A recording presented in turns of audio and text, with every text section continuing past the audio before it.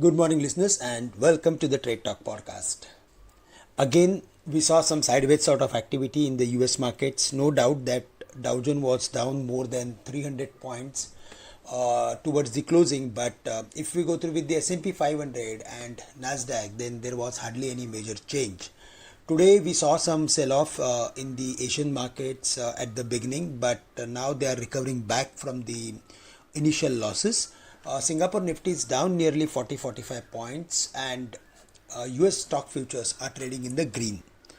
There is hardly any major change in on the macro side, and maybe that's the reason again we are going to see some muted opening for our markets. Somewhere close to 18,200, 225, the market is having excellent support.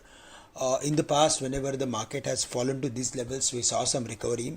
Yes, of course, the market closed below the mark of 5 days simple moving average, which was acting as major support for the Nifty since last so many days. But yesterday's close was very close to the levels of 5 days moving average. And today, if we see the market is again starts sustaining above the mark of the same, then we can expect upward activity. So 18,350 is going to act as immediate resistance for the market. Above that, we can expect upward activity.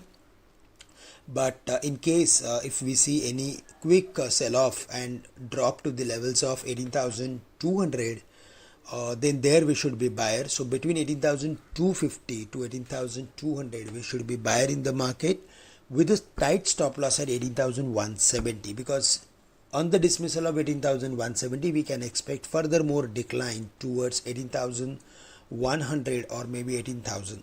So the chances of very high that hitting 20 days simple moving average, which is close to 18,000 40-50 levels. Apart from that, for the Bank Nifty, 43,750, 43,500 going to act as major support, which we should use to look for adding some contra bets with a stop loss at 43,500.